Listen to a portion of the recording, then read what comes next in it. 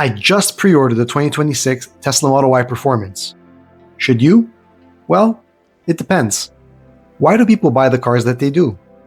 And why do I think that the Tesla Model Y Performance is the best car for me? And maybe for you too. Keep watching to find out. Over the past 6 years, I have followed Tesla about as close as anyone could follow any company. Heck, I followed Tesla more closely than I followed even my own company. And while Tesla has released a number of excellent vehicles over this time, none have excited me quite as much as the new 2026 Model Y Performance. I mean, Cybertruck is probably a close second, but I knew that I wouldn't want to own a full-size pickup truck.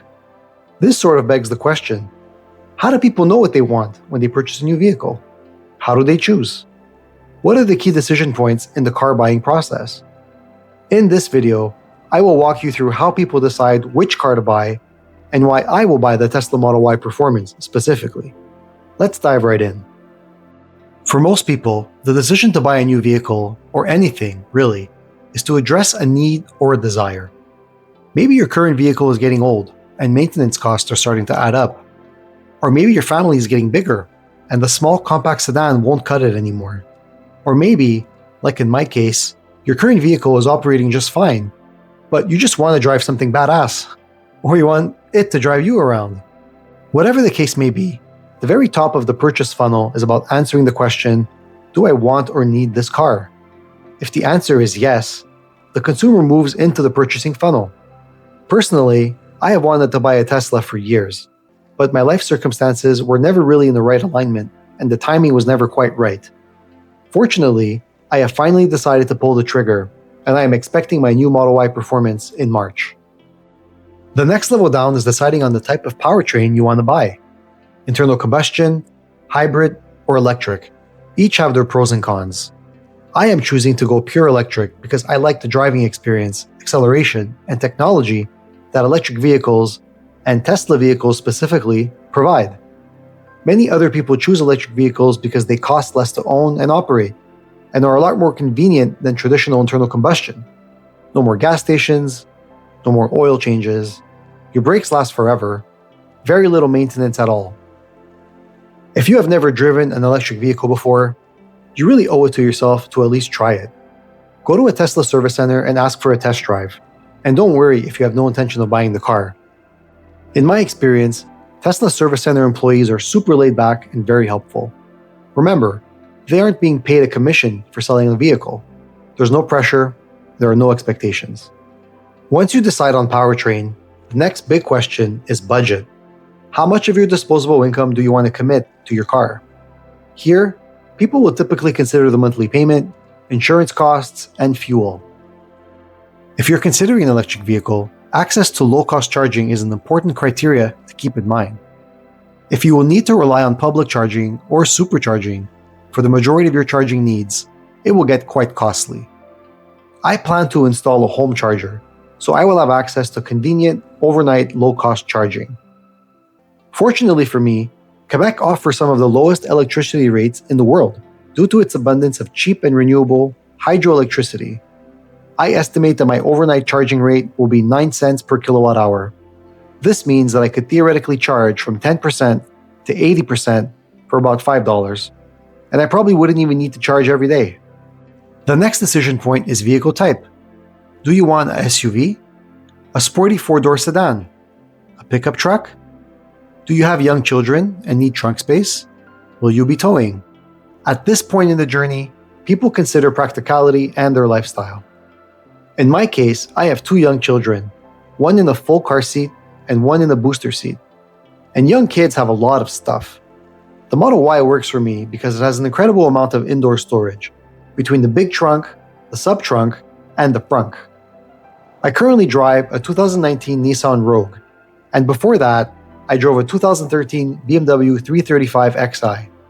I gotta tell you, changing from the BMW to the Rogue was easily one of the best decisions I ever made from a quality of life perspective.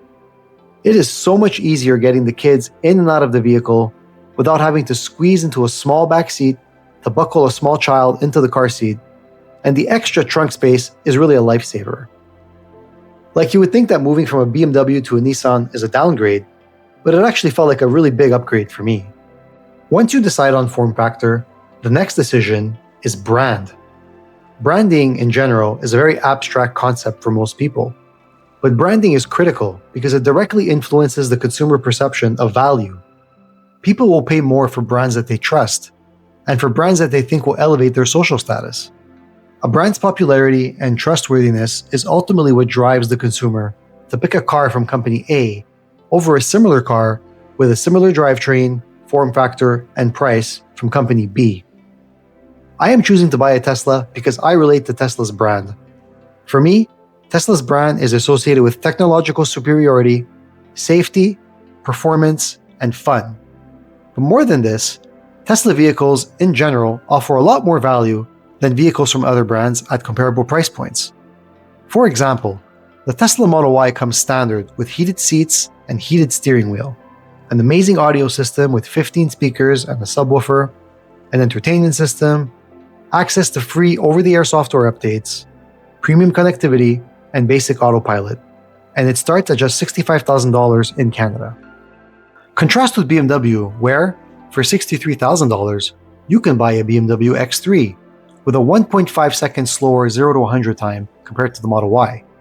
And that's before you pay $5,250 for active cruise control and an enhanced sound system, and $1,000 for BMW's driving assistant professional software that enables some safety features, and an additional $900 for ventilated front seats, all of which come standard on the Tesla.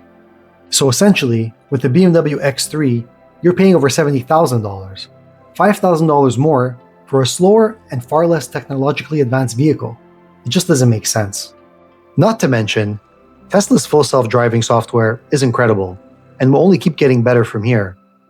I could perform this comparison exercise with any legacy OEM premium vehicle brand across all of Tesla's vehicles and reach the same conclusion.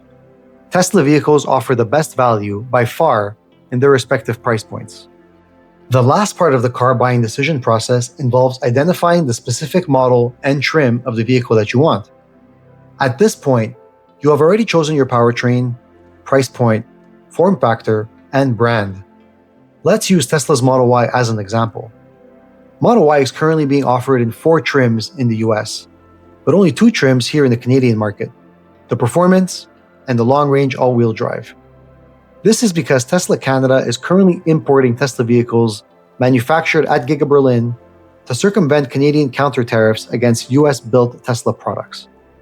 The biggest reason why I want the Model Y Performance over the long-range all-wheel drive is because I like the sportier look of the Performance trim. I really love the new 21-inch Arachnid wheels. I like the upgraded, more aggressive-looking front seats, and I like the carbon fiber accents throughout the interior cabin. I like the aluminum pedals, not to mention that beautiful rear spoiler and upgraded display with its higher resolution. Quite frankly, I want the supercar performance that this vehicle provides. 0 to 100 in 3.5 seconds? Yes, please. But what really made this decision quite easy was the launch price. Tesla Canada launched Model Y Performance for $74,990, and that price includes any paint color, white or black interior, tow hitch, and premium connectivity included.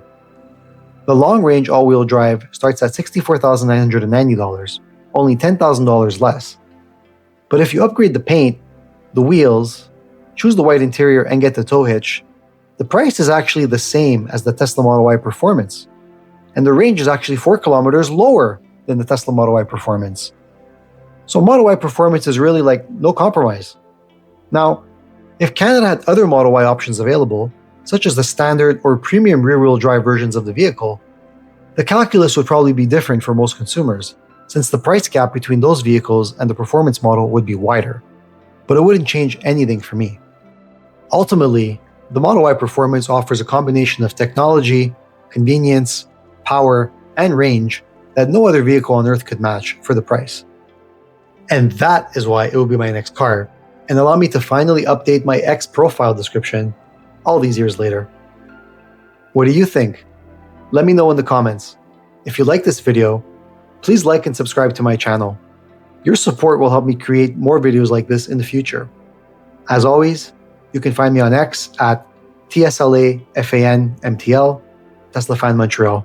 Until next time, Thank you.